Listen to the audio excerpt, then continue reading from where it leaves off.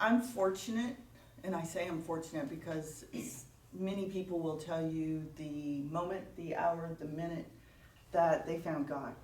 Um, I've never not known God. I was raised in Him. My family was very close. My family walked in God, mostly because we've had tons of tragedy in our life. And you will find in times of tragedy, and in fact, and I don't even think I shared this with you, Joe, but it's something that I've come to realize. In times of tragedy, we get really close. And it's amazing when we're not in that tragedy how far away we can get. And sometimes we just get hungry for that. And we think, where did you go?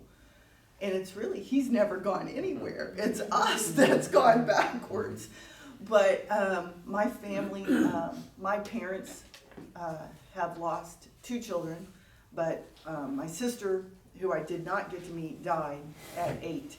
And the night before my sister died, she came to my mom and asked her how to pray. Now, my parents were not overly religious at that time and did not attend church. They were raised. It's not that they didn't believe, like a lot of the world, but they weren't practicing. And my sister died the next day.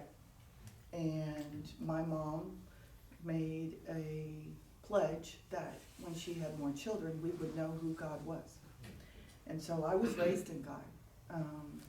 I had a handicapped brother that at 4 had brain cancer. He managed to live till 17. So I walked in a different lifestyle than many because of my brother. And we walked with God every day because they gave him 6 months to live. And he managed to live from 4 to 17. And my brother was an amazing miracle. There's nobody, he knew no stranger. He used to, because he couldn't walk a lot due to a lung issue. I remember in the grocery stores we'd go to on Friday nights, he'd sit on the dog food, which is on the back side of the cash registers, and my brother would have a crowd around him. There's nobody that he didn't know. Everybody came up to talk to him. And he was just an amazing person that had the happiest soul around for all of his difficulties. And so I was very fortunate.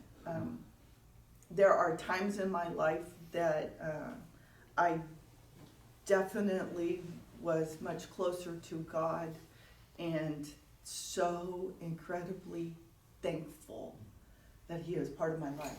And I do not know how anyone in this world, A, can't believe, and 2, could live without Him, especially in those times.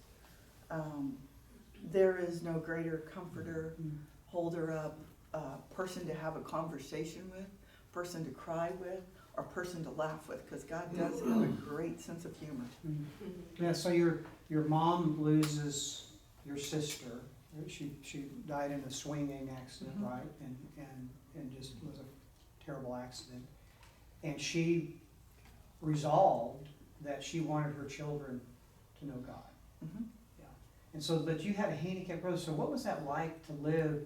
Because I know that's impacted your perspective on people with challenges today. Because he never went through puberty because it affected his pituitary gland. He had cancer in the brain. And so, what was that like for you? Because this is back before really people talked much about disabilities and things, and people or had anything for disabilities. Yeah, they didn't know what to do with it, right? Yes. They didn't know quite how to handle that. So, so what was that like for you as a little girl growing up and seeing that?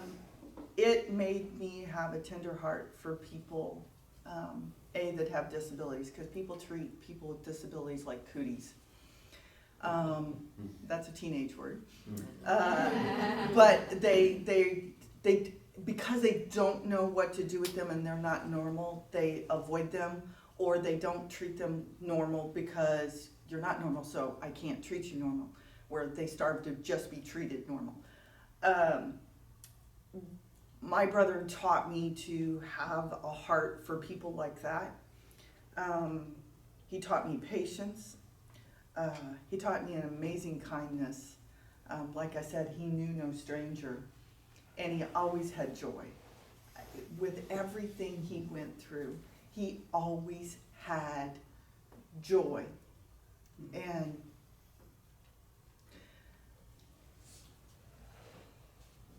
there are times in your life, if you haven't experienced it, someday I hope you get to, and it's not a good way you usually get to experience this.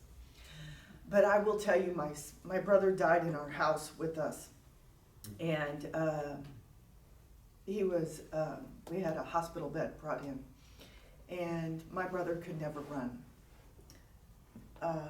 because of his lung issues. And he was holding my mom's hand, and I was there. My dad was at work. And he looked at my mom, and he told my mom, "Don't be sad. I am running." And it is a joyous thing before he took his last breath. And I can't implant in you, but I can tell you, and if I could give you the feeling of that moment, God is real. And I have seen him. I have seen it, and it is real. And he is real. And that's what we have to remember. That's what we have to remember. You know, Missy, you I've noticed that God has given you a heart for integrity, and I don't know if that was instilled by your parents as well, but that's been one of the qualities that I know is a part of your value as a professional, and that's what you also really stress with your fellow employees and such. So, that quality of that, how have you seen that impact in terms of how you serve your customers today? Ethics, integrity, doing what's right regardless of anybody looking. You do it because it's right. That is how we all operate. I wouldn't have it any other way. Integrity is extremely important. And learning, you know, we all make mistakes. It's okay to make a mistake. You're a bigger person when you can admit it. You're a bigger person when you can forgive. But you're a really bigger person when you can say, "Hey, I did wrong." And most people have a problem with that. So for me, that is everything. I can't do it all right. I will never do it all right because I do fall short of that glory. When you have done your best, you've given 110%, you have nothing to feel guilty about. And it doesn't mean you're going to make everybody happy. And it doesn't mean that everything's always going to be great. But what is important is knowing that you did it right and you gave 110%. And if you can do that, then that's the best. That's the best there is to give. Yeah. And you have a saying you said with me the other day when we met about how having a customer for life. Yes. And that's been a value that is important to you, isn't it? It's very important.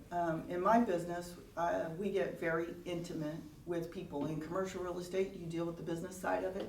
In residential real estate, you deal with the personal, emotional side of it. You deal with people's families. You deal with their inner emotions.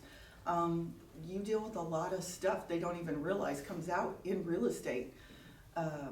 We really are psychologists in a lot of ways. And it is important in dealing with that to I always say trust is the greatest gift I can have. Trust is not something people give.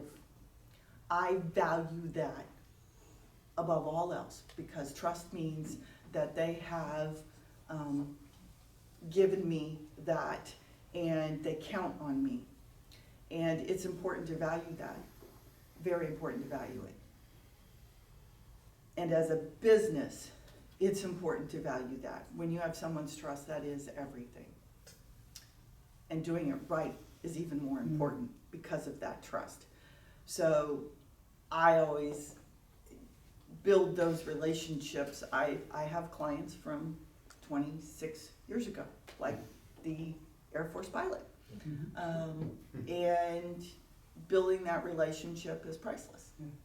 And you had, I've shared the name of the agent, but you had an agent recently who had, or I guess sometime had realized there was a mistake, and you helped them kind of walk through that. What was that? Can you share some of those details? Sure. It was a contractual mistake. In our contracts, paragraph 12B is where closing costs can be written in. She had missed in the original offer where the closing cost was. Didn't see it. It was in extremely small type. No excuse. And the owner didn't see it. It was in small type, and the owner missed it because they went through the contract together. And they get on down the road and they realize that they had $7,500 in closing costs. Well, they didn't realize they negotiated $7,500 off the price of their house. And so that's a problem. And my agent came to me and said, what do I do? And I said, well, it looks like you're selling the house for free. Whatever's left over is what your paycheck's gonna be because you missed it and you're responsible. I don't care if the client went through the contract. You are responsible. So she went back and she let the client know that that would be her responsibility. Throughout the process, the lender was a difficult one and not a great lender in my personal opinion. But my agent was very blessed to the fact that the client buying the house was 100% disabled, and so therefore the escrows were less. So the $7,500 got greatly reduced, and the owner agreed then to split it with her because they felt somewhat responsible because they had totally missed it as well. And I said, okay, that's fine if they're willing to do that. And the day of closing, we went from $2,900 in closing costs to $5,900 in closing costs. And the seller was having to sign by power of attorney that night because the papers changed at the very last moment. Agent was on the way back from a trip and trying to conduct business over the phone and look at everything. And in the end, it closed. Our DA did not reflect the correct amount that we should have credited. And so she brought it back to me after she got back and could go through the closing statement and said, this is why it ended up going from 29 to 59. And I said, well, we have a problem here because then that means the amount we credited is not correct to your seller. I said, so how is your seller? And she said, they're just really happy that it is all done. And I said, okay, you have a choice to make. Your choice is, they're happy it's all done, they're fine. Or you go back and sit down and go through this with them and tell them, I still owe you money.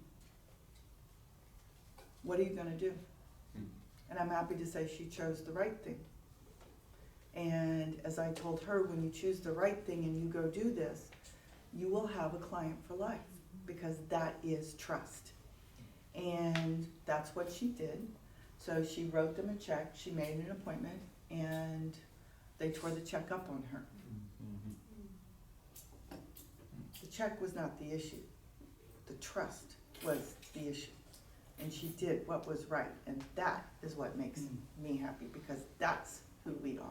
Isn't that just the aroma of Christ? That, because we hear so much about put the customer first, but I've seen that oftentimes, it only holds until it starts to cost me. And then, I gotta run my business. That's often what we hear. I gotta run my business.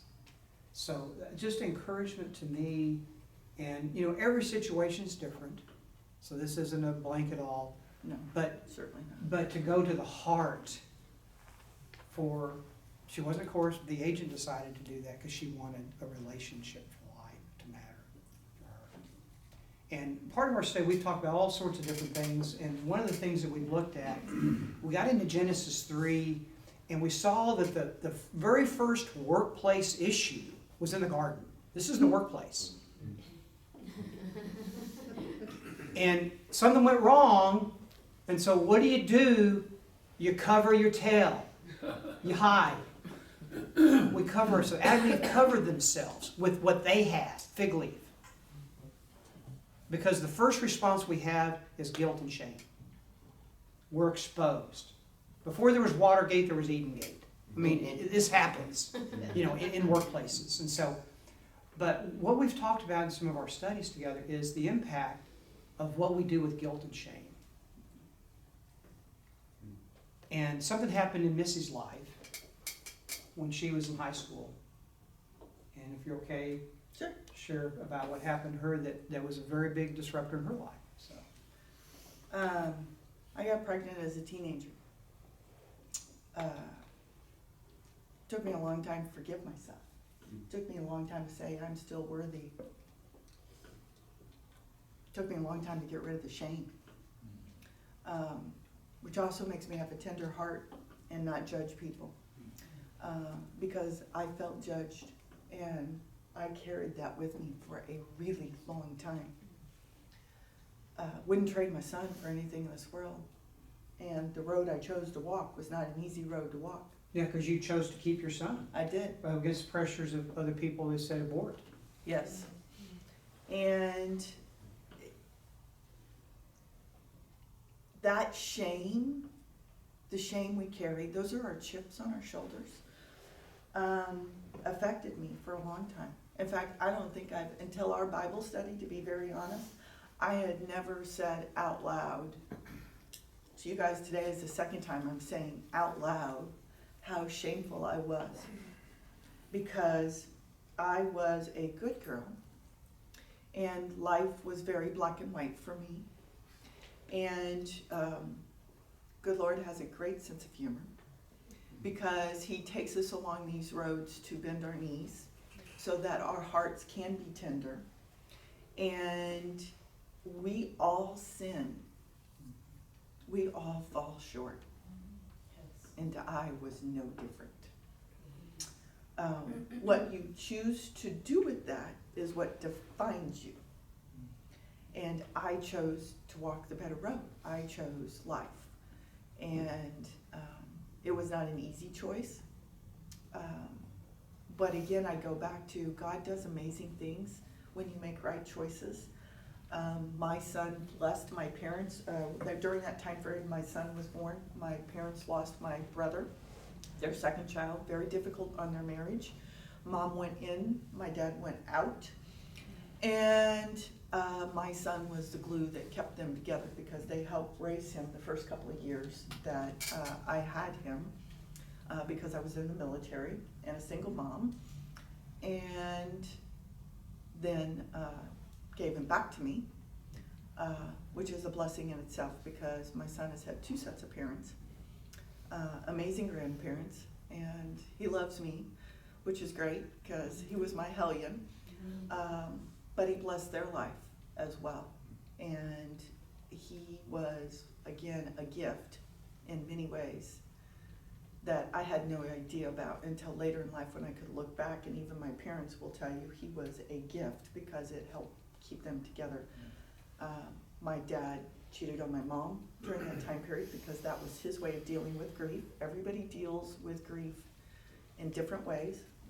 My mom made a choice to stay together, and it made them stronger for that. And I will tell you, I didn't share this with you, Joe, but I want to share this with you all, because our lives have been difficult lives, and we have had a lot of tragedy in our life. And my parents are amazing parents. I had incredible parents. I've loved my parents very deeply, and I have been very blessed with incredible parents, as many faults as they come with. But my parents were married 65 years. They've lost 2 children in their lifetime. they've gone through a broken marriage. They've helped raise grandkids, more than one. And they knew what forgiveness was. And as my mom always said, doesn't mean I forget, but how you forgive means everything. And my dad was not always close with God. It wasn't until the later years, and I will tell you, my dad feared death since about the age of 65. He was gonna die, and he's still alive today at 88. And I watched my dad walk my mom out of this world, and he was the most amazing husband on how he walked my mom out of this world. He did everything for her, and my mom had dementia, so it wasn't easy. And he loved her, and he made sure everything happened just the way she wanted it. And that love story and their life is an amazing one. But it's because of those things, and just the last couple of years with loss of grandsons, loss of my mom, that my dad now has no fear of heaven. And my dad didn't think he was going for many years because he carried the shame of his infidelity. And it isn't only until recently that my dad does not have that shame no more, and that he knows he's going to go to heaven. And that, to me, because I have spent a lot of time in my life with my dad not thinking he was going. And my dad's an awesome guy, really awesome guy. You know what just has occurred to me even more is when we experience the tragedy and the judgment that you went through. I think you told me that there was only one person you didn't feel like judged you. Correct. And so that's a lot for anybody to carry. But when we go through hard things like that, I see either people's hearts get hardened or they get more tender. And you've used that word more than once today. And I just bless that in you to see the tenderness. I mean, you just see it in her face and her countenance. And I hear it in the studies with just the passion that she carries. And I just bless that in you. Thank you. And to see the way that God has taken more freedom from shame. And shame is something the evil one does in our lives. And oftentimes we don't know we're even wearing it. And so you have a chance to talk with your tables now. I know it's a heavy topic. People don't like to talk about it. I remember when Brene Brown came on TED Talks and did a TED Talk on shame. It was the widest thing they ever hit. It was like the second largest viewed TED Talk. And so companies would ask her to come talk to us. They said, well, come talk to us, but don't talk about shame. It's because we feel shame when we talk about shame. And so what I want you to venture today is to think about this. Maybe ask God and to allow the door open to, is where am I wearing shame in my life? And what does it even look like? Because it leaks out in our lives, in our relationships, in our workplaces. It happens. And things that we carry are parts of that. So group leaders, you've got some questions there. Pass those out, and we'll regroup again in about 15 minutes or so. If you're at a table,